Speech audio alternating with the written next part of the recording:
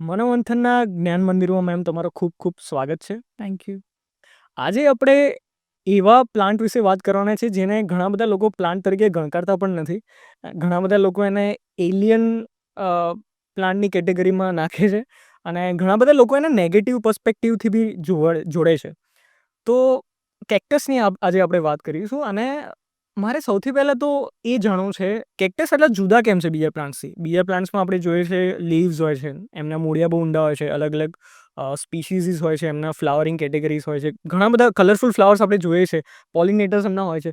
Cactus આપણે એકદમ કહેવાય ને કે એવું પ્લાન્ટ જોઈએ છે કે જે ઓલમોસ્ટ ડેડ પ્લાન્ટ, કે એને વધારે કેરની જરૂર નથી પડતી, એવી જગ્યાએ ઉગે છે કે જે જગ્યાએ બીજું કંઈ થતું નથી.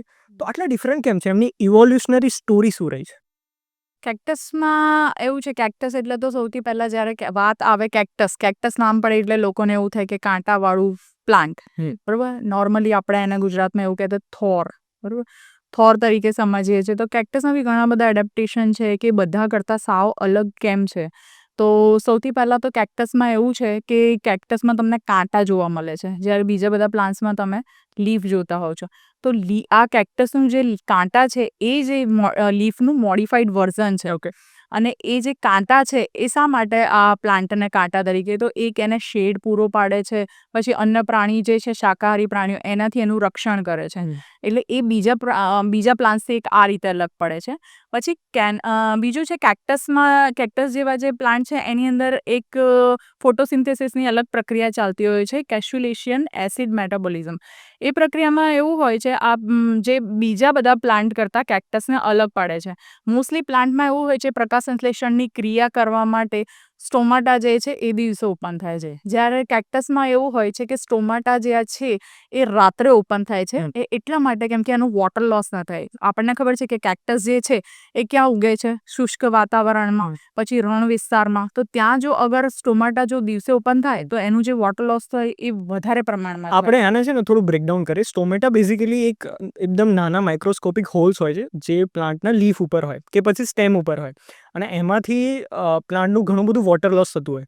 તો તમે જે કીધું એમ કે જે નોર્મલ પ્લાન્ટ્સ હોય કે જે આપણે આજુબાજુ પ્લાન્ટ્સ ઉગેલા જોઈએ છે, એમાં દિવસે સ્ટોમેટા ઓપન થાય એટલે દિવસે એમાંથી વોટર લોસ થાય, જબકી કેક્ટસમાં રાત્રે થાય. રાત્રે પણ એ ઓછું રાતના પ્રમાણમાં, મતલબ રાત્રિના કારણે ઓછું વોટર લોસ થાય. એટલે એની અંદર શું થાય, CO2 અંદર એન્ટર થાય છે અને એ CO2 નું કન્વર્ટ પછી મેલિક એસિડમાં થાય છે. અને એ જે મેલિક એસિડ છે એ દિવસ દરમિયાન જ્યારે પ્રકાશ સંશ્લેષણની ક્રિયા દરમિયાન સ્ટોમાટા તો બંધ હોય છે, એટલે આ દરમિયાન જે CO2 છે ને એ એનો યુઝ કરે છે. એટલે આ એક આખી પ્રક્રિયા જે છે ને એને CAM, ક્રેસ્યુલેશન એસિડ મેટાબોલિઝમ, આ જે પ્રક્રિયા છે એ કેક્ટસમાં થતી હોય છે, સેક્યુલેન્ટમાં થતી હોય છે, પાઇનેપલમાં થતી હોય છે અને ઓર્કિડમાં થતી હોય છે. એટલે એક એ બી એના કરતાં અલગ પડે છે બીજા બધા પ્લાન્ટ કરતાં.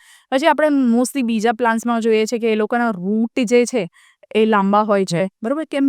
પાણી ઓબ્ઝર્વ ને મતલબ સોઇલને સારી એવી ફર્ટિલિટી પ્રોવાઈડ કરે અને મોઇશ્ચર જાળવવા માટે. જબકે કેક્ટસમાં કેવા હોય છે, એના જે રૂટ હોય છે ને એ છીછરા હોય છે અને પહોળા હોય છે. જ્યારે આપણે નોર્મલી લોજિક દોડીએ તો આપણને એવું લાગે કે કેક્ટસ રેગિસ્તાનમાં ઉગે છે તો એના રૂટ ઊંડા હોવા જોઈએ. પણ આમાં ઊંધું છે કે એના જે રૂટ છે એ નાના છે અને છીછરા છે અને પહોળા છે. એટલે શું થાય, જ્યારે બી વરસાદ પડે ને એટલે તરત એના જે રૂટ છે ને એ પાણી કાં તો ઝાકળ જેવી પડે ને તરત એબ્ઝર્વ કરી લે. અને તમે નહીં માનો, કેક્ટસમાં એવી ક્ષમતા છે કે એ 10 દિવસ દરમિયાન એ 3000 લીટર પાણી શોષી શકે છે. અને પોતાની જાતની અંદર એ જે એમનું સ્ટેમ હોય ત્યાં એ શોષણ એનું કરી શકે છે. અને જ્યારે જ્યારે જરૂર હોય ત્યારે એનો યુઝ કરી શકે. એક સાગુઆરો કેક્ટસ કરીને છે, એ જે કેક્ટસ છે એની અંદર આ વસ્તુ થાય છે, જેમ કે 3000 લીટર જેટલું પાણી 10 દિવસની અંદર શોષી શકે. એની સાઇઝ બી બહુ મોટી હશે. હા, એ પણ એની સાઇઝ એવું છે કે એની સાઇઝ 1 ઇંચ વધતા એને ખાસો મતલબ 2-3 વર્ષ જેવું થઈ જતું હોય છે. ઓકે. એટલે એની સાઇઝ વધતા તો એની એજ બી વધારે હોઈ શકે ને? એની એ છે ને 200 વર્ષ જીવી શકે. મોસ્ટલી જે કેક્ટસ છે એ 15 વર્ષથી 200 વર્ષ સુધી જીવી શકે છે. એ જે કેક્ટસ છે એ 200 વર્ષ સુધી જીવી શકે એમ છે.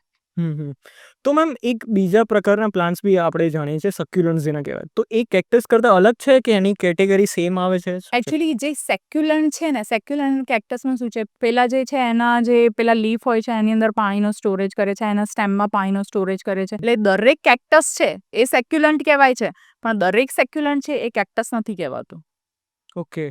એટલે અને કેક્ટસ સાથે આપણે જાણીએ છીએ ઘણા બધા મિથ જોડાયેલા છે. એમાંનું એક મિથ એ છે કે બધા કેક્ટસના કાંટા હોય. ના, બધા જરૂરી નથી કે બધા કેક્ટસના કાંટા હોય. મોસ્ટલી કેક્ટસ કાંટાવાળા હોય છે, બરોબર છે, પણ ઘણા બધા કેક્ટસ એવા બી છે કે જેના કાંટા નથી હોતા. જેમ કે એસ્ટ્રોફાઇટમની ઘણી બધી સ્પીસીસ છે જેમાં કાંટા નથી હોતા. લોફોફોરાની ઘણી બધી સ્પીસીસ છે જેમાં કાંટા નથી હોતા અને એ લોકોના ફ્લાવર્સ બી એટલા સુંદર હોય છે. એટલે ઘણી બધી સ્પીસીસ છે કે જેમાં કાંટા નથી હોતા. અત્યારે આપણે જે જોઈએ છે કે કેક્ટસની જે વેરાયટીઝ છે, ઘણા બધા કલેક્ટર્સ અમારા જેવા છે જે કલેક્ટ કરતા હોય, તો એ પહેલાં ઇન્ડિયામાં નથી હોતી.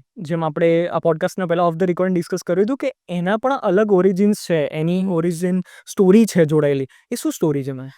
કેક્ટસ જે છે ને એ મૂળ અમેરિકાનું મતલબ અમેરિકા વતની છે, બરાબર. તો અમેરિકાથી જેમ જેમ જેમ જેમ વિસ્તરણ થયું એમ અમેરિકાથી કેનેડાની બોર્ડર સુધી એનું વિસ્તરણ થયું. પણ જ્યાં આગળ જોવા જઈએ કે વૈવિધતા, બરાબર, કેક્ટસની અંદર જે વૈવિધતા છે, એની સઘનતા છે, તે મોસ્ટલી આપણને જે મેક્સિકો છે, કોલંબિયા છે, બોલ્વિયાના છે, આર્જેન્ટિના છે, ત્યાં તમને એ જોવા મળશે. એટલે ત્યાં આ બધી જે સ્પીસીસ છે વાઇલ્ડ પ્રમાણમાં તમને જોવા મળતી હોય છે. તો ત્યાંથી ભારતમાં કેવી રીતે પછી? ત્યાંથી ભારતમાં એવું થયું કે 18મી સદીના મધ્યમાં જ્યારે અંગ્રેજો કેક્ટસને ભારતમાં લઈ આવ્યા અને પછી ભારતમાં લાવ્યા પછી કેક્ટસને એ લોકોએ એટલા માટે બધી જગ્યાએ ઇન્ડિયાના અલગ અલગ રાજ્યોમાં એ લોકોએ મતલબ એનો ફેલાવો કર્યો. એમ કે એક તો એમાં પાણીની જરૂરિયાત ઓછી હતી, એના ફ્લાવર્સ બહુ સરસ હતા, કેરની જરૂર ઓછી હતી. એટલે ધીરે ધીરે ધીરે ધીરે ધીરે બધી જગ્યાએ કેક્ટસનો વિકાસ થયો. અને સૌ પ્રથમ જે 18મી સદીમાં સૌ પ્રથમ કોલકાતામાં ઈસ્ટ ઇન્ડિયા કંપની ગાર્ડન જે છે, જેને અત્યારે આપણે બોટનિકલ ગાર્ડન કહીએ છીએ કોલકાતાનું, ત્યાં એમણે ફર્સ્ટ કેક્ટસ ગાર્ડન બનાવ્યું. અને પછી ધીરે ધીરે કેક્ટસના આકર્ષણ માટે એના અભ્યાસ અર્થે ભારતમાં અલગ અલગ રાજ્યોમાં એક કેક્ટસ ગાર્ડન બનાવવાની શરૂઆત થઈ. ઓકે, જેમ કે આપણે અહીંયા કેવડિયા કોલોની છે, ત્યાં પણ તમને ખબર છે કે કેક્ટસ ગાર્ડન એક બહુ સરસ આવેલું છે, મોટું છે, જે ભારતનું મોટું ગાર્ડન ગણવામાં આવે છે એને. રાઈટ. તો મેમ, તમે પોતે કલેક્ટર છો અને તમે જેમ કીધું એમ કે તમારી પાસે 400થી પણ વધારે કેક્ટસની અલગ અલગ સ્પીસીસ છે. તો તમારા લાઈફમાં કેક્ટસ ક્યારે આવે? એના પાછળની શું સ્ટોરી છે? એમાં એવું હતું, 2022ની વાત છે. મારી એક ફ્રેન્ડ છે જે કોલે કરીને, અને અમે બહુ સારા ઇન્સ્ટાગ્રામ ફ્રેન્ડ હતા. એના હું ફોટોઝ જોતી હતી. એકચ્યુઅલી એ પોતે હોર્ટિકલ્ચરિસ્ટ છે અને એણે પોતાનું ફાર્મ ખોલ્યું છે જ્યાં એણે મતલબ કેક્ટસની એ પોતે સ્પીસીસ ઉગાડે છે ને એવું બધું. એટલે એના જ્યારે ફોટોઝ જોતી હતી ને તો મને એમ લાગ્યું કે વાવ, કેક્ટસની અંદર આટલું સારું હોય છે. એ પહેલાં તો મને બી એવું હતું, કેક્ટસ એટલે થોર અને કેક્ટસ એટલે કેક્ટસ, કેક્ટસમાં બીજું કશું જ ના હોય. મને બી એવું જ લાગતું હતું. અને જ્યારે મેં એની સ્પીસીસ જોઈ, એના ફ્લાવર્સ જોયા, તો મને એમ થયું કે વાવ, આ કેક્ટસ કંઈક અલગ તો છે. એટલે પછી એણે મારી એની સાથે વાત શરૂ થઈ. એણે મને એક કેક્ટસ ગિફ્ટ કર્યું અને મારી લાઈફનું સૌથી પહેલું જે ગિફ્ટેડ કેક્ટસ હતું એ નોટો કેક્ટસ ઓટોનિસ કરીને હતું. એમાં યલોઇશ ફ્લાવર આવે અને એ જે યારે એણે મને મોકલ્યું એના લગભગ 10 દિવસ પછી મારી પાસે ફ્લાવર બ્લૂમ થયું અને હું એટલી ખુશ થઈ ગઈ. અને મેં એને મોકલ્યું. મેં કીધું વાવ, આ કેક્ટસનું ફ્લાવર કેટલું સુંદર છે. तो एने मैंने वो कीधु, अभी तो तुमने कैक्टस के बारे में कुछ जाना ही नहीं है, अभी तो तुमने ओरिजिनल फ्लावर तो देखे ही नहीं है. जब तुम इसको अपने लाइफ में अपनाओगी, उसके साथ तो उसका कैसे फ्लावर डेवलप होते हैं, उसको कैसे रखा जाता है, कैसे स्पीसीज ग्रो की जाती है, उसके बाद तुमको कुछ पता चलेगा. એટલે પછી મને ઇન્ટરેસ્ટ જાગ્યો અને પછી ધીરે ધીરે હું આ ફિલ્ડની અંદર આવી કેક્ટસ જગતમાં. તો પણ મેમ, ત્યાંથી લઈને 400 સુધી જર્ની છે કે એ કેવી રીતે થઈ? એ 400 સુધીની જર્નીમાં એવું થયું કે જેમ જેમ હું કેક્ટસ 1 વસાવ્યું, 2 વસાવ્યું, પછી કેક્ટસના ગ્રુપમાં જેમ એડ થઈ, તો મને એમ થયું, ઓ માય ગોડ, કેક્ટસમાં આટલા બધા કાંટા. એ જે કાંટા લોકોને એવું લાગતું હોય છે કે જે લોકો મિથ સાથે જોડે છે, ત્યારે મને એમ થયું કે ઓ માય ગોડ, કાંટા બી આટલા સુંદર હોય છે આની અંદર, આટલા. અને એના જે સ્પાઇન હોય છે એ સમટાઈમ્સ તમે જો માઇક્રોસ્કોપિક રીતે એને જુઓ ને તો બી તમને એવું લાગે કે કોઈ જીવડા જેવા એના સ્પાઇન છે, સ્ટાર જેવા એના શેપ છે. બહુ એના જે એમ કહી શકીએ કે એના જે સ્પાઇન હોય છે એમાં બી ઘણું બધું વેરિએશન હોય છે. તો મને ધીરે ધીરે સ્પાઇનમાં બી ઇન્ટરેસ્ટ જાગવા લાગ્યો. એટલે પછી મેં ધીરે ધીરે પરચેસ કર્યા. પછી મારા હસબન્ડ સપોર્ટિવ છે એટલે એ બી ક્યાંક બહાર ફરવા જાય અને એ જ્યારે બેંકોક જે છે એ કેક્ટસનું મોટું હબ ગણાય છે. મોસ્ટલી ઇન્ડિયામાં જે કેક્ટસ સેલર જે છે એ બેંકોકથી લાવીને અને પછી અહીંયા સેલ કરતા હોય છે. તો મારા હસબન્ડ ત્યાં ગયા, એ મારા માટે થોડા કેક, તો હજી મને ઇન્ટરેસ્ટ જાગવા લાગ્યો કે વાવ કેક્ટસ હજી એ છે. પછી પેલું ના હોય એક એડિક્શન કે વાવ આ કેક્ટસની સ્પીસીસ બી હોવી જોઈએ, આ કેક્ટસની સ્પીસીસ બી હોવી જોઈએ, આ બી સરસ લાગે છે, આમાં ફૂલ બહુ સરસ આવે છે, ચલો આને બી ગ્રો કરી લઉં, ચલો આને બી ઉગાડી લઉં. એમ કરીને ધીરે ધીરે મારી સ્પીસીસ આગળ વધી. અને એક બીજું એ છે કે કેક્ટસ, એક ઇન્ડિયન કેક્ટસ સોસાયટી છે, એનું એક ગ્રુપ ચાલે છે. તેમાં એવું હોય છે, ત્યાં ડૉક્ટર S.K. ગર્ગ કરીને છે, એ સર હર સન્ડે આવી કોઈ કોમ્પિટિશન રાખતા હોય છે. આ કયા પ્લેટફોર્મ પર થાય? આ ઇન્સ્ટાગ્રામ, સોરી, વોટ્સઅપ ઉપર જ છે, એમનું એક ગ્રુપ છે અને એક સોસાયટી છે કેક્ટસ રિગાર્ડિંગ. તો એ સર મતલબ આ પ્લાન્ટ લવર જે છે, જે સ્પેશિયલી કેક્ટસ લવર છે, એ લોકોમાં ઇન્ટરેસ્ટ જાગે એ માટે દર સન્ડે આવી કોઈક ને કોઈક નવી કોમ્પિટિશન કરતા હોય છે, જ્યાં તમે તમારા કેક્ટસ જે છે, જે પ્લાન્ટ મધર ફાધર જે બી કહો, એને પોતાના કેક્ટસને આમ લોકોને બતાવવાની ઈચ્છા હોય કે જો મારા કેક્ટસમાં આવું સ્પાઇન છે, જો મારા કેક્ટસમાં આવા ફૂલ છે, જો મારું કેક્ટસ આવું સરસ છે. કે કોમ્પિટિશન હોય છે એની અંદર, કે તમારે પ્રેઝન્ટ કરવાના તમારા કેક્ટસ કેવા દેખાય છે, તમે કેવી રીતે એને મિનિએચર સાથે પ્રેઝન્ટ કરો છો, કર્ટન સાથે પ્રેઝન્ટ કરો, વોટ એવર જે બી પ્લેટફોર્મ સાથે તમારી ફોટોગ્રાફી ત્યાં ઇન્ક્લુડ થાય છે. એ રીતની તમારે મતલબ ત્યાં ફોટોગ્રાફી તમારે પ્રેઝન્ટ કરવાની હોય છે. અને મેં એની અંદર બી ઘણીવાર એન્ટ્રી કરી, અને એમાં 3 હોય છે: princess of the star, princess of the show, star of the show અને ક્વીન ઓફ ધી શો. એની અંદર બી મેં ઘણીવાર, મને એની અંદરથી બી પ્રાઇઝ મળેલા છે. ઘણા બધા હાવર્ડ થયા, અલોની અલગ અલગ સ્પીસીસ મેં ત્યાંથી ભેગી કરી છે. એટલે ઘણું બધું મને એવી રીતે એ ટાઈપમાં ગિફ્ટમાં બી આવેલું છે. ઘણા ફ્રેન્ડ્સ એવા હોય કે જો કોઈક મારી પાસે કંઈક સારી સ્પીસીસ છે, એ ડબલ ત્રિબલ છે, તો હું અહીંયાથી એમને મોકલી દઉં, કોઈક મને મોકલી દે. એવી રીતે કરીને બી મેં એનો લોકોને આ વસ્તુ વિશે ખબર નથી હોતી કે જે કલેક્ટર્સ છે ને આપસમાં બહુ એક્સચેન્જ કરતા રહેતા હોય છે એમ. અને which is a very good thing, કારણ કે તમે એક જ પ્રકારના પ્લાન્ટની તમે ઘણી બધી પ્રોપોગેશનથી બનાવી શકો છો અલગ અલગ કુંડામાં. એના ઉપર મેમ આવીએ કે આપણે જેમ મની પ્લાન્ટમાં બધાના ઘરે મોસ્ટલી દર બીજા ઘરે મની પ્લાન્ટ હોય, ને બધાને ખબર છે કે એને તમે નાના નાના ટુકડા કરીને પોટમાં વાવી દો, થોડી હ્યુમિડિટીવાળા એરિયામાં મૂકી દો, તો એ આખું ફરી ભરાઈ જશે કુંડું એમ. કેક્ટસ કેવી રીતે પ્રોપોગેટ થાય અને એમાં ગ્રાફ્ટિંગ કેવી રીતે થતું હોય, એ સેકન્ડ ક્વેશ્ચન છે. તો કેક્ટસમાં એક તો એવું છે કે તમારે કેવી રીતે, તો જેમ કે ઇચેનોપ્સિસ છે, બરાબર, એની અંદર ઘણા બધા પપ્સ લાગતા હોય છે.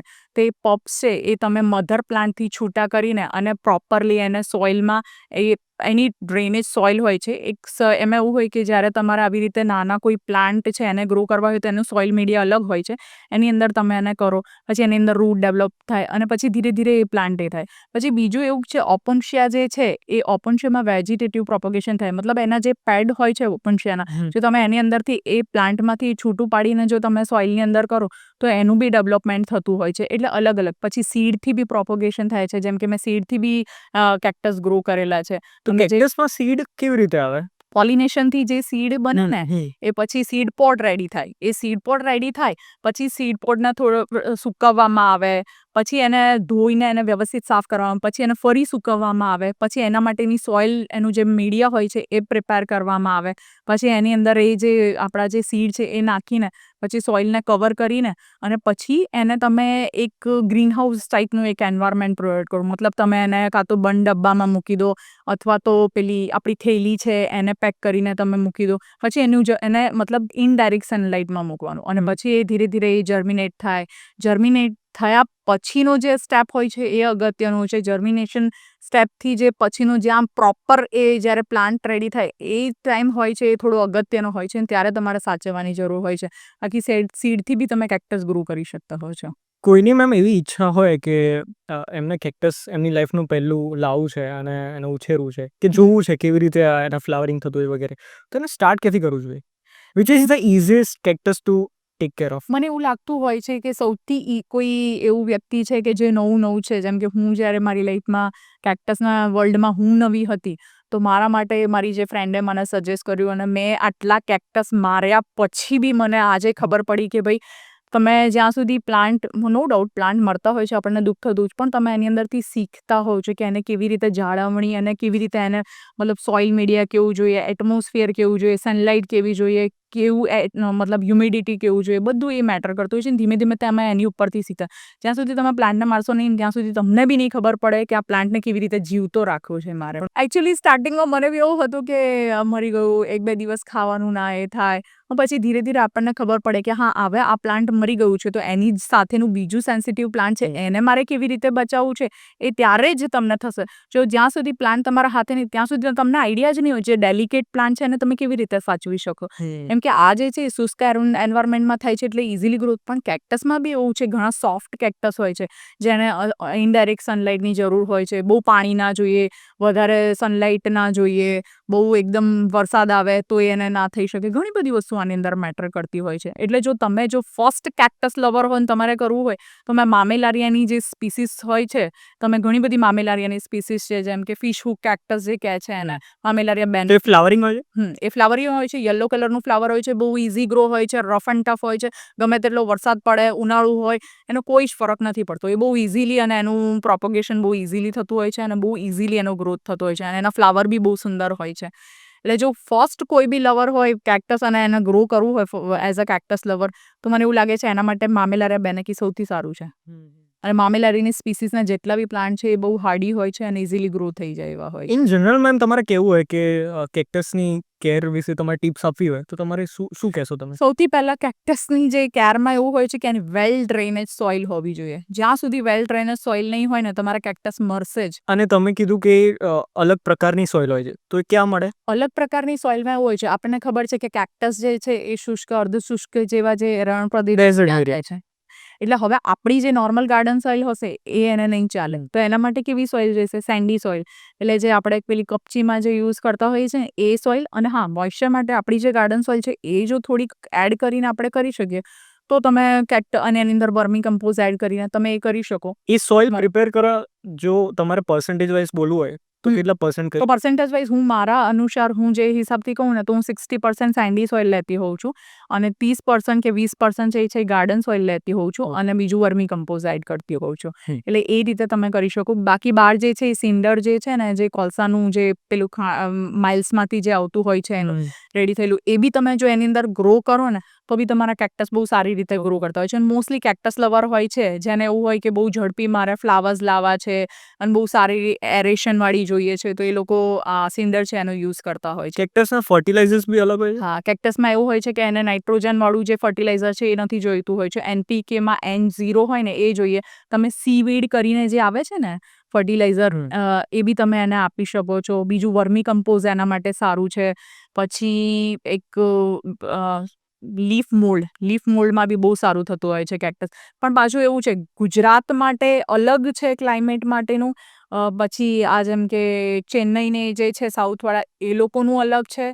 પછી નોર્થવાળાનું અલગ છે. બધાનું અલગ અલગ હોય. તો આપણે ગુજરાતની જો પર્ટિક્યુલર વાત કરીએ તો કેવું? ગુજરાતમાં પર્ટિક્યુલર આપણે જોઈએ તો સિન્ડર આપણા માટે સારું છે. પણ મને સિન્ડર કરતાં બી સારું જે રિઝલ્ટ છે ને એ જે રેતી અને માટીવાળું મેં જે તમને કીધું ને મને બહુ સારું રિઝલ્ટ મળ્યું કેમ કે એના રૂટ જે છે એ બી બહુ સારા ગ્રોથ થયેલા સારું હતું. અને ઇઝી છે આપણા માટે કે ભાઈ આપણને સોઇલ તો ગમે ત્યાંથી મળી જશે. ફર્ટિલાઇઝર વર્મી કમ્પોઝ આપણને મળી રહેશે એટલે એ વધારે સારું રહેતું હોય. મોસ્ટલી મેમ જે પ્લાન્ટ કલેક્ટર્સ હોય છે ને એ સૌથી મોટી ભૂલ વોટરિંગમાં કરતા હોય છે. અને એમાં બી એવું નહીં કે અંડર વોટરિંગ કરતા હોય પણ એટલા કેરિંગ એ લોકો થઈ જાય ને કે જેટલું પાણીની જરૂર ના હોય એનાથી વધારે પાણી આપી દે અને વધારે પાણી આપવાના કારણે પ્લાન્ટ મરી જાય. કેક્ટસમાં તમે જેમ કીધું ને એ વાત એકદમ સાચી છે. ઓવર પ્રોટેક્ટિવ મા બાપ જેમ હોય એવું કેક્ટસ માટે નથી. કેક્ટસ એકદમ રફ એન્ડ ટફ છે. એને એવું છે કે તમે મારી એક્સ્ટ્રા કેર ના કરશો. તમે એ ચિંતામાં ના કરશો કે થોડું પાણી હજી એડ કરી દો, થોડું પાણી હજી એડ કરી દો. આ તરસ્યું હશે તરસ્યું. કેક્ટસને જેટલું પાણી જોઈતું હોય છે એટલું તો એ સ્ટોર કરીને જ રાખે છે.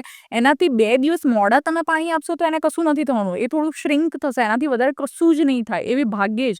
પણ જો તમે એને ઓવર વોટરિંગ આપી દીધું ને તો એમ સમજી લો કે 2 દિવસ પછી તમારું જે પ્લાન્ટ છે ને એકદમ ગળેલો હશે. મતલબ રોટ થઈ ગયો હશે.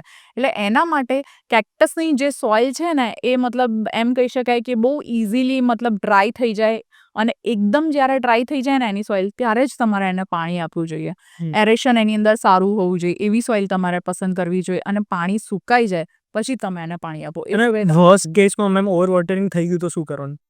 વર્સ્ટ કેસમાં ઓવર વોટરિંગ થઈ ગયું તો તમે એને એક કામ કરી શકો કે એને જ્યાં કાં તો એને પેલા પ્લાન્ટમાંથી કાઢી લો બરાબર. એટલે તમારી જે મીડિયા જેવી સોઇલ છે એ ભીનું હશે એટલે તમે એને કાઢી લેશો. જેટલું પેલા રૂટે ઓબ્ઝર્વ કર્યું છે એટલું ચાલી જશે. એટલે એને થોડું સાઈડમાં અલગ કરીને એને મૂકી રાખો. જ્યારે તમને એવું લાગે કે હા સોઇલ હવે એકદમ ડ્રાય થઈ ગઈ છે અને આપણો પ્લાન્ટ બી સ્ટેડી છે, પછી તમે એને પાછું અંદર નાખી દો. એક ઓપ્શન થઈ શકે એમ છે.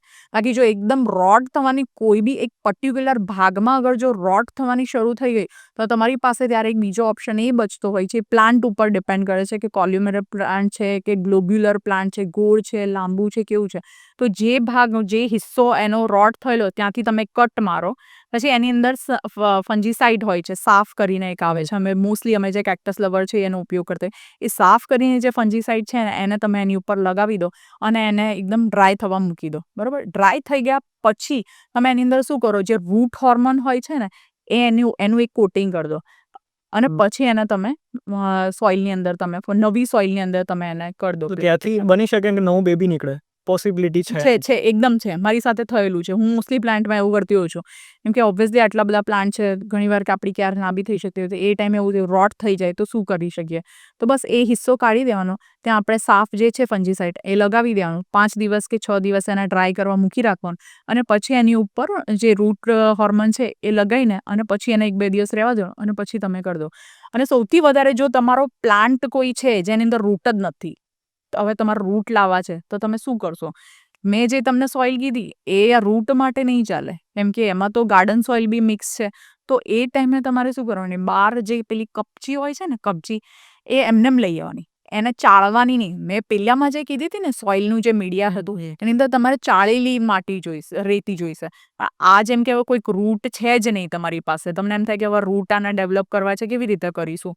તો રૂટ હોર્મોન લગાવી દીધો અને પછી તમારે શું કરવાનું છે, આ જે રેતી હોય છે ને એને ચાળવાની નહીં, ડાયરેક્ટ લઈ આવવાની, એને ધોઈ દેવાની અને પછી સૂકવી દેવાની. પછી એ જ માટીની અંદર કોઈ ફર્ટિલાઇઝર કશું જ એડ નહીં કરવાનું અને જે બી તમારો પ્લાન્ટ હશે ને રૂટ વિનાનો એને એની અંદર મૂકી દેવાનો અને પછી લગભગ તમે 10-12 દિવસો ને તો એની અંદર પ્લાન્ટનો રૂટ શરૂ થઈ ગયો છે. એટલે કે આ સારો ઉપાય છે રૂટ લાવવા માટે. અને સનલાઇટ નીડ્સ, સનલાઇટ એ ટાઈમે જ્યારે એનામાં રૂટ નથી તો તમે એને છે ને જ્યાં સેમી સનલાઇટ અથવા તો ઇનડાયરેક્ટ સનલાઇટ આવે ને ત્યાં તમે એને મૂકી રાખો, કેમ કે એ જરૂરી છે એના માટે. હવે ડાયરેક્ટ સનલાઇટમાં મૂકશો તો સનબર્ન થઈ જશે.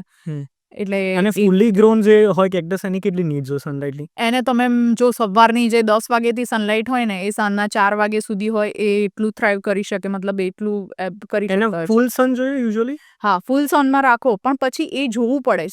જેમ કે હા, સ્પીસીસ ઉપર બી ડિપેન્ડ કરે અને પ્રખર જેમ કે 47 ડિગ્રી વાળો તડકો હોય તો પછી ઘણીવાર એને સનબર્ન કરી શકતું હોય છે. એટલે એ ટાઈમે અને એ ટાઈમે વોટરિંગ પણ ફ્રીક્વન્સી એની વધી જાય. અને એક વસ્તુ છે, વોટરિંગ જે છે એ સાંજના ટાઈમમાં કેક્ટસમાં આપવામાં આવે છે. એમાં એવું હોય છે કે સવારે છે બસ એ જ કે તમે સાંજના ટાઈમમાં એટલે વોટર લોસ ઓછું થાય. તમે બપોરે આપો તો તરત વોટર લોસ ને ગરમીના કારણે અને હીટને પેલું હ્યુમિડિટી ટાઈપનું થઈ જાય, એટલે એ પ્લાન્ટ માટે સારું નથી હોતું. અને કેક્ટસમાં રોગ કયા થતા હોય છે? કેક્ટસમાં જે સ્કલ કરીને જે એક રોગ હોય છે, સામાન્યતઃ દરેક પ્લાન્ટ લવર આની અંદરથી, જે કેક્ટસ લવર છે આની અંદરથી પસાર થતો હોય છે ચોમાસા દરમિયાન ખાસ કરીને. એ શું હોય, એમાં શું થાય? સ્કેલ કરીને એક જે રોગ હોય છે ને એમાં એવું હોય છે કે વ્હાઇટ કલર આખું જે બી તમારો પ્લાન્ટ હોય ને એની અંદર વ્હાઇટ કલરના એ સ્કલ જેવા એક કવચ જેવું હોય છે, એની અંદર એ ઇન્સેક્ટનું હોય છે. અને એ કેવું થાય, એકવાર જો તમારા પ્લાન્ટ ઉપર લાગી ગયું ને, જો તમે એને ધ્યાન ના આપ્યું તો ઓટોમેટિકલી તમારું આખું કેક્ટસ છે એ કવર કરી લેશે અને પછી ધીરે ધીરે એનો ગ્રોથ ઓછો થઈ જશે. એટલે એ ટાઈમે જ્યારે ચોમાસું અને શિયાળો આ ટાઈમ એવો હોય છે કે સૌથી વધારે એ લોકોનું ધ્યાન રાખવાની જરૂર હોય છે. અમારે તમારા કેક્ટસને ઓબ્ઝર્વ કરવાની જરૂર હોય છે કે આની અંદર શું નવું થયું, ક્યાંય રોગ તો નથી લાગી ગયો અથવા તો એની વૃદ્ધિ અટકી નથી ગઈ. એકવાર તમારે એને જોવું પડે.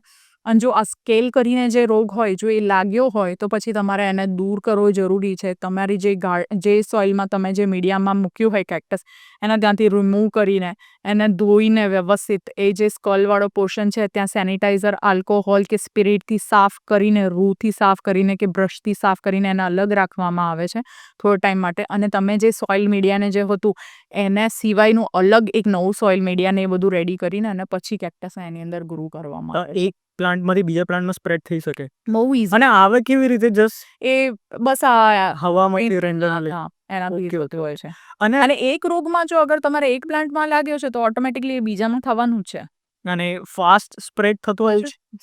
જો તમારું એક ધ્યાન જો એમ થઈ ગયું કે 2 દિવસ તમે તમારા પ્લાન્ટને નથી જોયો તો સમજી લો ત્રીજા દિવસે ઘણા બધા પ્લાન્ટમાં તમને જોવા મળશે અને બહુ ઇઝીલી તો આઈ થિંક સૌથી જે પહેલું તમારું સ્ટેપ હોય એ તો એવું હોવું જોઈએ કે એને આઇસોલેટ કરી દો, જે આપણે કોવિડમાં કરતા હતા કે એને આઇસોલેટ કરો અને પછી એને ટ્રીટ કરવામાં આવે, which is the best possible way. પણ ઇન કેસ જો કોઈના ઘરે નાના બાળકો હોય અને એને પહેલી વાર કેક્ટસ ઘરે લાવવું હોય તો એને કયું લાવવું જોઈએ?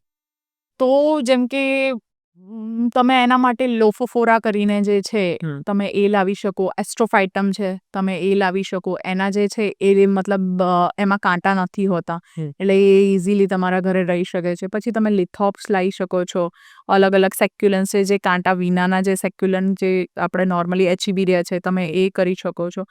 એટલે એ ટાઈપના જે કેક્ટસ છે અને એમાં એવું છે કે એસ્ટ્રોફાઇટમમાં બી ઘણી બધી એવી સ્પીસીસ છે કે જે કાંટા વિનાની છે અને ઘણા બધા એના અલગ અલગ જેમ કે વી માર્ક છે, કીકો છે, આ બધા અલગ અલગ એના આ બધા ગુજરાતમાં સર્વાઈવ કરી શકે? હા એ બધા અને એની કોઈ સ્પેશિયલ કેર જોઈએ કે નોર્મલ? હા નોર્મલી બહુ જ નોર્મલ કેર જોઈતી છે. એ લોકોને કોઈ જેવું નહીં પર્ટિક્યુલરલી કે એ લોકોના એટલા બધા નખરા નથી. મેમ કેક્ટસથી ઘણા બધા મિથ્સ જોડાયેલા છે, તો એ કયા કયા મિથ્સ છે અને એના ઉપર તમે તમારા વિચાર કહો. સૌથી પહેલાં કેક્ટસનું મિથ એવું છે કે ભાઈ કાંટાવાળું છે એટલે ઘરમાં ના લવાય. જો તમે ઘરમાં કેક્ટસ લાવશો, કાંટાવાળું કેક્ટસ ઘરમાં તમે લાવશો તો તમે તમારા બેડ લકને આવકારો છો એવું લોકોનું કહેવું છે. પણ તમને શું લાગે મેમ આની શરૂઆત ક્યાંથી થઈ હશે? મતલબ આવો વિચાર ક્યાંથી આવ્યો?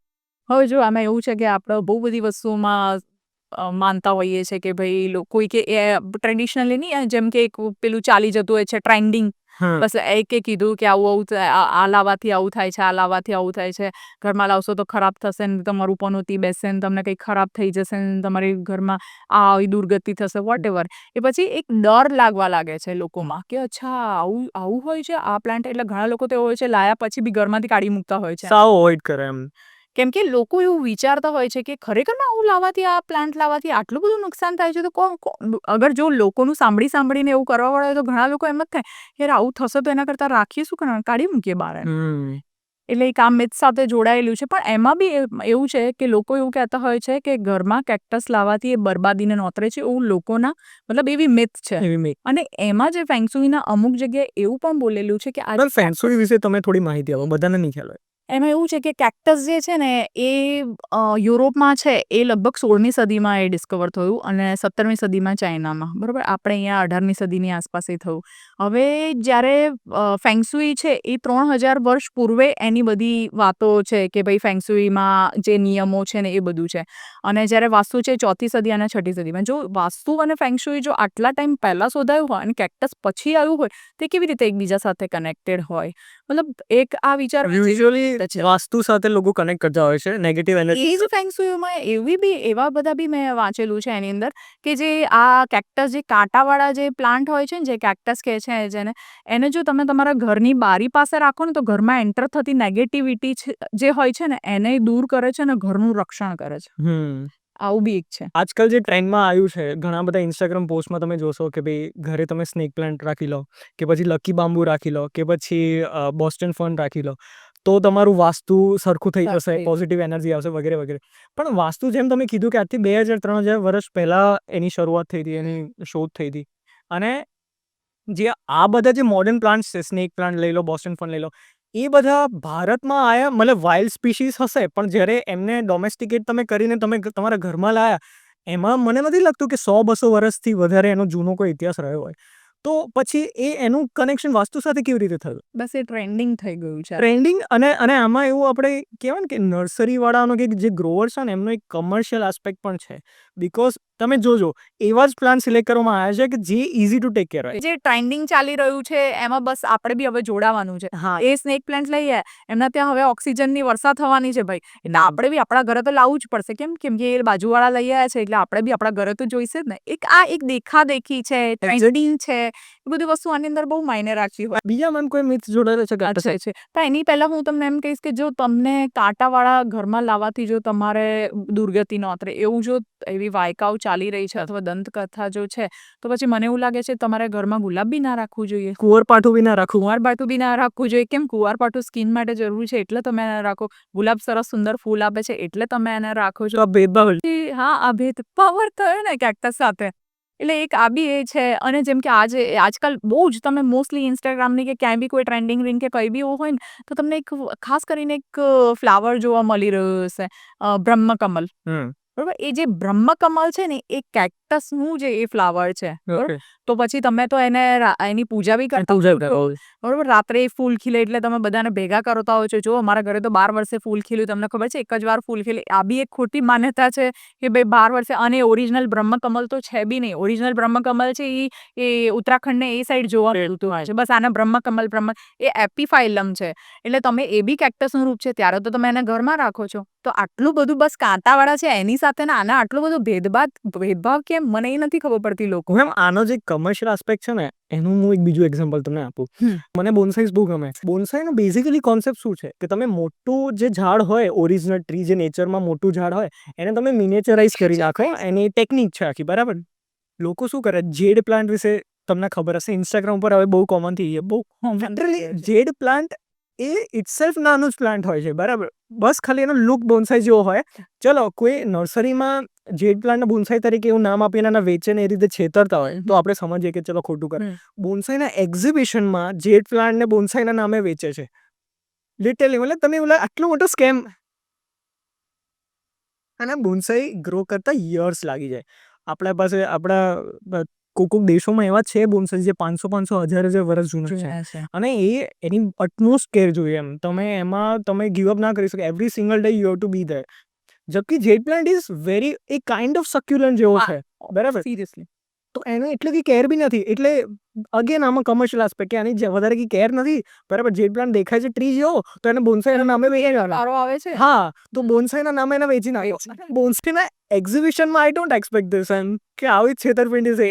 બધું એકચ્યુઅલી આ છે ને માર્કેટમાં જો તમે પ્લાન્ટ જગતમાં જો તમે સેલિંગમાં બેસો અને જો તમારું મગજ બહુ ચાલતું હોય તો તમે બહુ ઇઝીલી લોકોને છેતરી શકો છો અને પૈસા બી કમાઈ શકો છો. હા, બહુ ઇઝી છે લોકો. પ્લસ જેડ પ્લાન્ટ જે 40 રૂપિયાનું નર્સરીમાં તમને હોલસેલમાં મળી જશે એ 1500માં વેચે છે. આટલા નાના. આ લોકો ખરીદે બી છે. હા, ભીડ બી હશે, ખબર જ નથી. અને બીજું કે સાઈઝ ઉપર એમાં પ્લસ મું માગી કિંમત હોય. મતલબ આટલું સાઈઝ હોય અને મોટું જેડ પ્લાન્ટ હોય સીધું મૂકી દેશે 15,000. હા. કારણ કે નામ બોન્સાઈ પડી ગયું. બોન્સાઈ પડી ગયો છે અને દેખાવમાં લુક થોડું સારું છે, ઝાડ જેવું લુક આપે છે. એટલે બધાને એમ થાય કે વાવ, આપણા ઘરમાં રાખીશું એટલે કેટલું સુંદર લાગશે, કેટલું સરસ લાગશે. લોકો આઈને મને પૂછશે કે તમે ક્યાંથી ખરીદ્યું ને કેટલું સરસ સુંદર લાગે. અને બીજું લોકોને થોડું શો ઓફ કરવાની ઈચ્છા હોય એટલે એમ કે હા બોન્સાઈ અમે પાટલા પૈસામાં લઈ લો. હમણાં એમ કીધું હોય કે 15,000 છોડીને 1500 રૂપિયામાં તમારે તુલસીના 10 કુંડા લેવાના હોય તો એમ કે હે તુલસીના કુંડા 10 રૂપિયામાં, આ 10 કુંડા ક્યાંય જોયા છે તમે? ખબર છે એ તો કે ફ્રીમાં ઉગે, અહીંયા નીચે ઉગે, એને એવી રીતે લઈ લે. તો ભાઈ એના કરતા નર્સરીમાં 30 રૂપિયામાં મળે છે એ લઈને તો પોતે જાતે ઉગાડ. ક્યાં કોઈને નથી કરવી મહેનત. બધાને બસ આવું છે કે ચલો આવું કંઈક સારું દેખાય છે એને લઈ લઈએ. અવેરનેસની કમી છે કે લોકો જાણતા જોતા નથી. હવે તો કેટલા બધા સોફ્ટવેર્સ આવી ગયા છે. તમે જસ્ટ ખાલી ફોટો ક્લિક કરો અને તમને બધી માહિતી મળી જશે. તમારે એક્સપર્ટ હોવાની જરૂર નથી, તમારે વાંચવાની જરૂર નથી, તમારે કોઈને પૂછવાની જરૂર નથી, જાતે તમે કરી શકો છો એમ. સાચી. તો આ બધી છેતરપિંડી થોડું દૂર રહેવું જોઈએ. અને હા, તમે એને ખાલી એના લુક ઉપરથી લાવવા માંગતો હોય પણ તમે જુઓ કે એનું પ્રાઇસિંગ શું છે. બોન્સાઈના તમે પોટ જોશો કેટલા મોંઘા વેચતા હોય છે. એમાં પણ મોંઘી કિંમત છે. અને પોટ્સમાં આઈ અન્ડરસ્ટેન્ડ કે એ લોકો આર્ટવર્ક નાખે છે, ક્રાફ્ટ કરે છે. પેલું તો વસ્તુ આ કેવી વસ્તુ છે કે તુલસીના હું છે ને થોડું આડું કાપીને થોડું વાયરિંગ કરીને તમને વેચી દો 1500 રૂપિયા એમ કિલો તુલસી એમ. તમે લઈ લેશો, તમે લઈ લો એમ કે એ કંઈક તુલસીનું તમે અલગ રૂપ.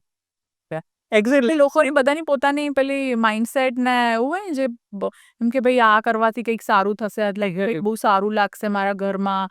લકી બાંબુના પાછળ સ્ટોરી છે. લકી બાંબુ વિશે આજથી 50 વર્ષ પહેલા કોઈ ઉલ્લેખ નતો. એ ડ્રેસિનાનું જ એક સ્વરૂપ છે. બસ એમાં લોકોએ લકી બાંબુ રેડ રિબિન મારી દેશે. એટલે બસ લોકો કે 300 રૂપિયામાં આપી દો તો તમે કે હા કઈ વાંધો નહીં 300 લઈ લો. તો કે 350 આપી દો તમે કે હા કઈ વાંધો નહીં 350 લઈ. હા, અને એમાં કેવું છે પાછું લક જોડેલું એના સાથે કોઈ ભાવતો ના કરાવે. અને લોકો એમ થાય કઈ વાંધો નહીં, ચલો આ કંઈક લાવવાથી આપણા ઘરમાં સારું થશે. અને બાય ચાન્સ કંઈ તમારું સારું થવાનું હશે અને થઈ ગયું હશે ને તો એની સાથે જોડી લેશો તમે. એક નહીં તમે ઘરમાં 10 લઈ આવશો. તમે બીજાને બી ગિફ્ટ કરશો. હા, એ વસ્તુ છે. અને લોકોને પાછળ આ ધીરે ધીરે આ રીતે સ્પ્રેડ થતું હોય છે. મને લાગે છે જ્યાં સુધી સ્ટાર્ટિંગમાં જ્યારે ઇન્ડિયામાં લકી બાંબુનું ચલણ વધ્યું ને ત્યારે China was the biggest producer. તો ત્યાંથી બધા ઇમ્પોર્ટ થતા હતા એમ. તો એક રીતે એ લોકો એક તો આ માઇન્ડસેટ સ્પ્રેડ કરવામાં બહુ આગળ છે આપણા દેશ કરતા. એટલે એમની વાતો વધારે પહોંચે. પ્લસ સોશિયલ મીડિયા ઘણી બધી જગ્યાએ એ લોકો મેન્યુપ્યુલેટ કરતા હોય છે. એકદમ સાચું. તો આ બધી વાતો છે. પણ બીજા મિથ્સ મેમ તમે કન્ટિન્યુ. જેમ કે એક મિથ છે એક એઝટેક દંતકથા કરીને એઝટેક કરીને છે. એ દંતકથામાં એવું હોય છે કે એક રાષ્ટ્રનું જન્મ સ્થળ એઝટેક છે, બરોબર. ત્યાં એમના દેવે એવું કીધું કે એક નવું શહેર તમે વસાવો, બરોબર. તો ત્યાં એ લોકો જાય છે અને ત્યાં જોવે છે કે કેક્ટસ છે અને એની ઉપર ગરુડના મોઢામાં સાપ છે, બરોબર. એ ટાઈપની એક દંતકથા છે અને એ જે છે ને આખું સિમ્બોલ તમે મેક્સિકોનો જે ફ્લેગ છે ને એની ઉપર તમને જોવા મળશે. ઓકે. એટલે આ બી એક આ ટાઈપની દંતકથા હતી કે ભાઈ એક જન્મ સ્થળ હતું ને ત્યાં આવી રીતે જોવામાં આવ્યું ને પછી આ ફ્લેગનું એક એ બી આની અંદર દંતકથામાં તો આને એ લોકો નેગેટિવ રીતે જોવે છે મેક્સિકો એ છે ફ્લેગમાં. એટલે એ લોકો આપણે એવું નેગેટિવ વિચારીએ છીએ કેક્ટસ માટે, પણ મેક્સિકો કોઈ સહીમાંની વાત છે. અને એ લોકોના ત્યાં એન્સેસ્ટર છે એ લોકો એનો યુઝ ને બધું કરે છે. જેમ કે એક બીજી એક દંતકથા છે મેક્સિકોના અને અમેરિકાના જે આદિવાસીઓ છે ને એ લોકોમાં એવું માનવામાં આવે છે કે સાપ જ્યાં મરી જાય ને ત્યાં કેક્ટસ ઉગે. આ એક લોકવાયકા કે દંતકથા છે. કેક્ટસ જે સાપ જ્યાં છે ને એ મરી જાય ને પછી ત્યાં કેક્ટસ ઉગે. એટલે કેક્ટસ ઉગે ને એટલે એક સાપનું પુનર્જન્મ કહેવાય છે. ઓકે. પછી એક બીજી એક દંતકથા તમને કહું કે લોકો એવું છે કે રણની જે આત્માઓ કે જે બી હોય છે એ કેક્ટસની અંદર વાસ કરે છે અને કેક્ટસની અંદર વાસ કરીને આ મેક્સિકોમાં ને બધેમાં આ ચલણ મતલબ એક વાયકા છે આ લોકોમાં કે કેક્ટસમાં જે રણમાં જે આત્માઓ છે એ કેક્ટસની અંદર વાસ કરે છે અને કેક્ટસની અંદર વાસ કરીને રણની જે વનસ્પતિઓ છે અને ત્યાંનું જે આબોહવાથી લઈને એની જેટલા બી પ્લાન્ટ છે એ બધાનું ધ્યાન એ રાખે છે. એક આ વસ્તુ બી છે આને. તો બીજા કન્ટ્રીઝમાં આપણે મોસ્ટલી જોઈ શકીએ કે એ લોકો પોઝિટિવ આસ્પેક્ટ જોડેલો છે. એ લોકો ઘણું બધું જેમ કે આઈ થિંક આર્જેન્ટિના કે મેક્સિકોમાં છે ક્યાંક છે જે ત્યાંના જે લોકો છે જે વર્ષો જૂના એ લોકો જે છે એ આ જે કેક્ટસ છે એને એ લોકો એવું કહે છે કે પિતૃઓનું સ્થાન માનવામાં આવે છે. અને એ જે સાબુવાળો કેક્ટસ મેં તમને કીધું કાર્નિશિયસ એજેન્સિયા એની અંદર એ લોકો પોતાના પિતૃઓનો વાસ થયેલો છે એવી રીતે માને છે એ લોકો. એટલે ઘણી બધી જગ્યાએ એવું છે કે આપણે કેક્ટસને આવી રીતે જોઈએ છે, બીજી જગ્યાએ લોકો એને અલગ રીતે જોવે છે. આપણા કન્ટ્રીમાં તમે જોજો જે આદિવાસી લોકો છે ને એ લોકો કેક્ટસને નેગેટિવ નથી નથી અને બહુ વર્ષોથી એ લોકો યુઝ કરતા છે. પોતાની પ્રોટેક્ટિંગ લેયર બનાવવા માટે. સાચી વાત છે. એ બધા આસ્પેક્ટ્સ હોય છે પણ આપણે તો પણ કેક્ટસ ના જો આપણે જે માઇન્ડસેટ એના લોકો સાથે જોડાયેલો છે એના ઉપર જો વધારે ચર્ચા કરીએ તો તમને શું લાગે કે આ જે નેગેટિવિટી લોકોએ જે જોડેલી છે એના પાછળ એના પાછળ શું એની જે મોર્ફોલોજી છે કે જે વાગી જાય નાના છોકરાઓ ઘરમાં હોય એ એવું હોઈ શકે જોડેલી ક્યાંક ના ક્યાંક. એટલે કે અગર જો તમારા ઘરમાં નાના છોકરાઓ છે બરોબર તો અગર મતલબ છોકરું અગર રમતા રમતા અડી જાય તો કદાચ એને વાગવાની સંભાવના રહે. પણ તમે કેક્ટસની અંદર એવું છે કે કાંટા વિનાના બી પ્લાન્ટ હોય છે, તમે એને ટેરેસ પર બી રાખી શકો છો કેમ કે એ રફ એન્ડ ટફ હોય છે. તમારે એને કોઈ પર્ટિક્યુલર પેલી એવી કેરની નથી હોય કે ઘડીકમાં તમે એને ઉઠાઈને બહાર મૂકો ને ઘડીકમાં તમે એને અંદર મૂકો એવું નથી હોતું. જે ઇન્ડોર અમુક જે સેન્સિટિવ લાઇટવાળા હોય છે એની વાત અલગ છે. બાકી આમ નેચરલી તમે કેક્ટસ જોવા જશો તો એ રફ એન્ડ ટફ હોય છે. તમે જ્યાં મૂકશો એ સર્વાઈવ કરી લેશે, એનો ગ્રોથ બી સારો રહેશે. એને એવું બી નથી કે મારે પર્ટિક્યુલર આ જ તમે ફર્ટિલાઇઝર આપો તો જ હું ગ્રોથ આપીશ, મને આવી જ ફેસિલિટી આપો તો જ ગ્રોથ આપીશ. એને કોઈ નખરા નથી, બહુ ઇઝીલી ગ્રોથ થઈ જતું હોય છે. એટલે લોકોને મતલબ એવું હોય છે કે કદાચ છોકરાઓ નાના હોય ને એને વાગી જાય એ વસ્તુ અલગ છે. પણ આપણે અહીંયા તો છોકરાઓ ઘરમાં મોટા હોય તો બી લોકોનું માઇન્ડસેટ જ એવું થઈ ગયું છે કાંટા જેનાથી આપણને નુકસાન થાય, વાગી જાય એ વસ્તુ ઘરમાં લવાય નહીં. પછી એને આની સાથે જોડવામાં આવ્યું કે ભાઈ કેક્ટસ તમે ઘરમાં રાખશો, કાંટાવાળા છે તો તમારામાં નેગેટિવિટી થશે ને તમારા ઘરમાં આવું થઈ જશે, આ થઈ જશે. એટલે લોકો લાવતા નથી. પણ હવે માઇન્ડસેટ બદલાયો છે. ઘણા લોકો કેક્ટસને પોતાની લાઈફમાં ઇન્ક્લુડ, ઘણા બધા કેક્ટસ લવર છે જે લોકોના ઘરમાં કેક્ટસ એટલા અલગ અલગ પ્રમાણમાં અને અલગ અલગ જાતિઓમાં હોય છે. અને આ માઇન્ડસેટ પણ પાછો નવો નથી. 200 વર્ષ કે 300 વર્ષ પહેલા જેમ તમે કીધું કે કેક્ટસ આવ્યો તો એના પહેલા માઇન્ડસેટ હતો જ નહીં.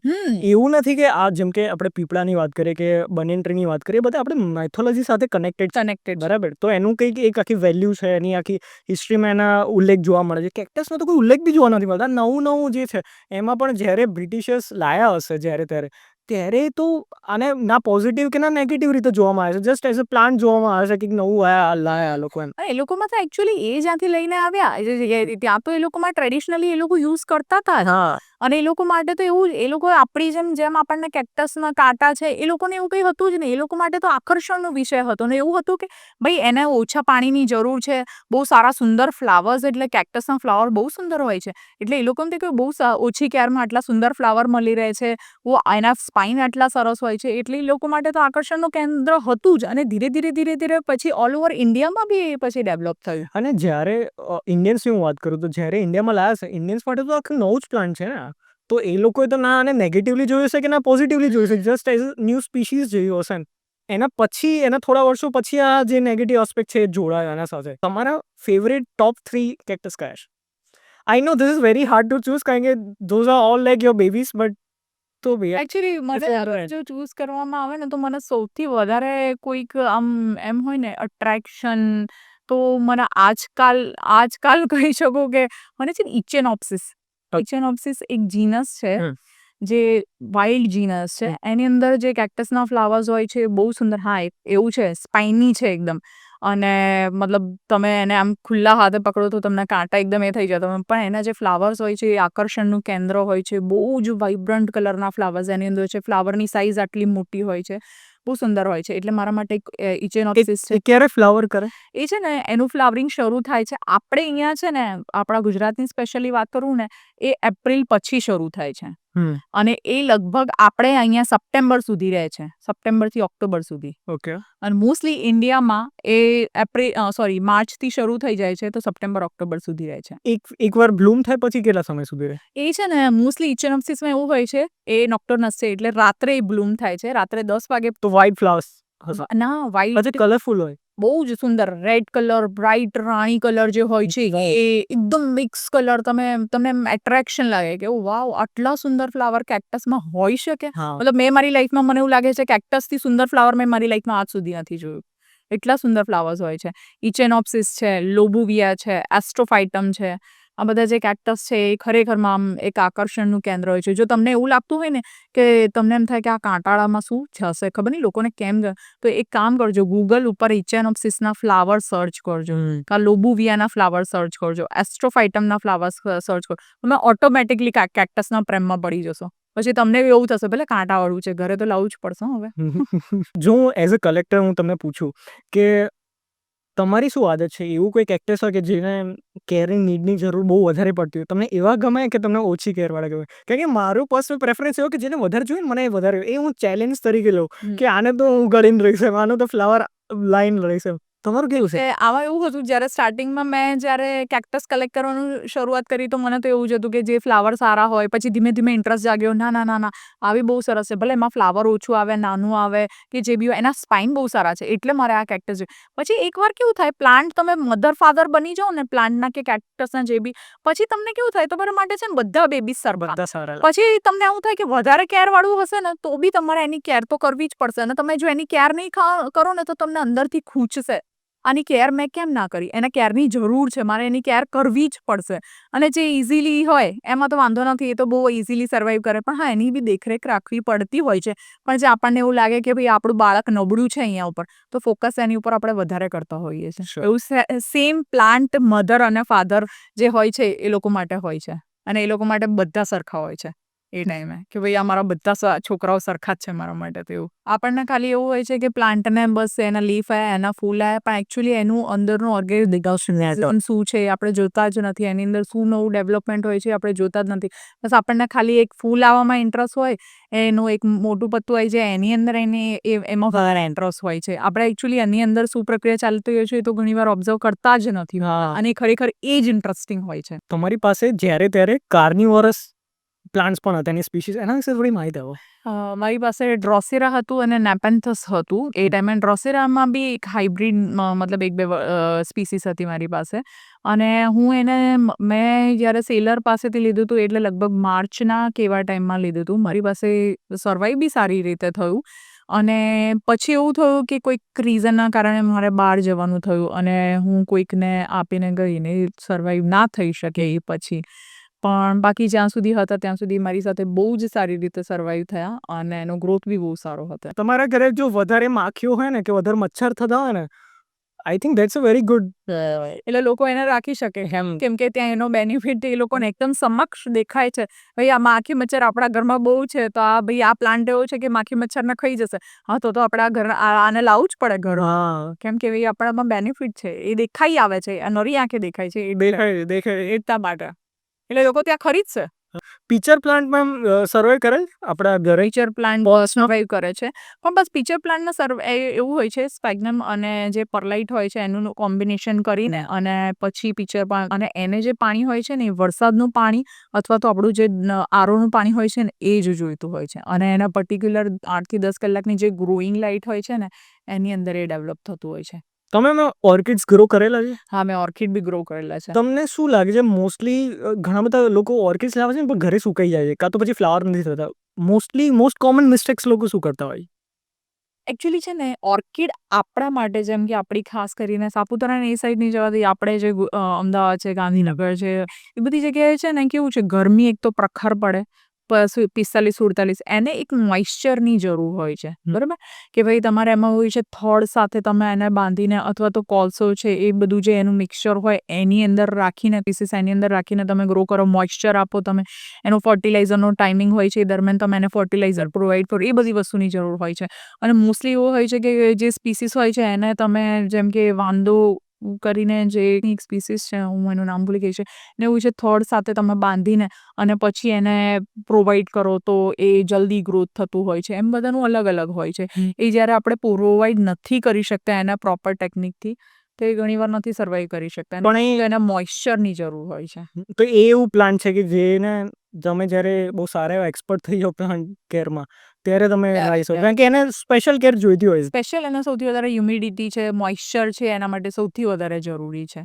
બાકી ડેન્ડ્રોબિયમ કરીને જ એની ઘણી બધી સ્પીસીસ છે સર્વાઈવ થાય એવી છે આપણે અહીંયા પણ એના માટે સ્પેશિયલી કેરની તમારા એને થોડા ટાઈમે સવાર સાંજ બપોરે તમારે એને સ્પ્રે કરવું પડે એને મોઇશ્ચર આપી રાખવું પડે એને હોલ્ડ કરી રાખવું પડે ત્યારે એ સ્પીસીસ તમારે ત્યાં ગ્રો થાય. પછી જ્યારે બી એનું જેમ કે ગ્રોઈંગ સિઝન હોય ત્યારે તમે એને ફર્ટિલાઇઝર પ્રોવાઈડ કરો એ બધી વસ્તુનું ધ્યાન રાખો. એનું પાછું ફર્ટિલાઇઝર પણ અલગ અલગ આવે છે